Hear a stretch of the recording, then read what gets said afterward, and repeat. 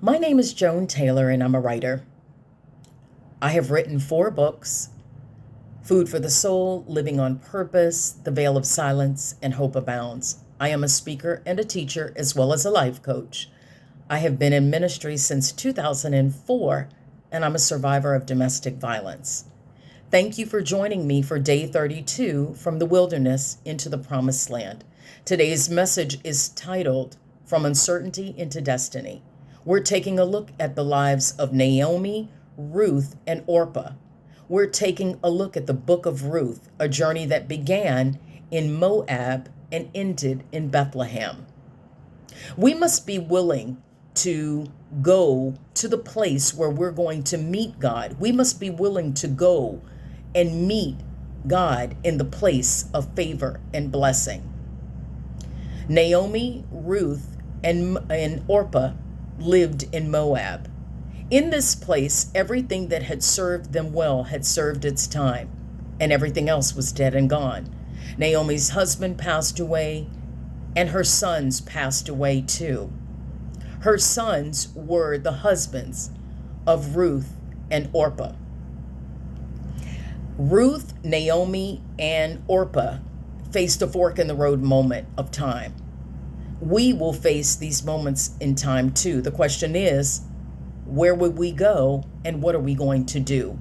Naomi heard that God's blessing, provision, and favor was in Bethlehem, and that's where she was going. She encouraged her daughter-in-laws, Ruth and Orpah, to return back to their families. Go back to where you were from, the place that is familiar to you. Do not follow me, because she didn't believe that the blessing was going to follow her. Orpah chose to return to what was old, familiar, and easy. She chose to go back to her family. She chose to go back to the place where she would serve other gods, small g. But Ruth chose differently.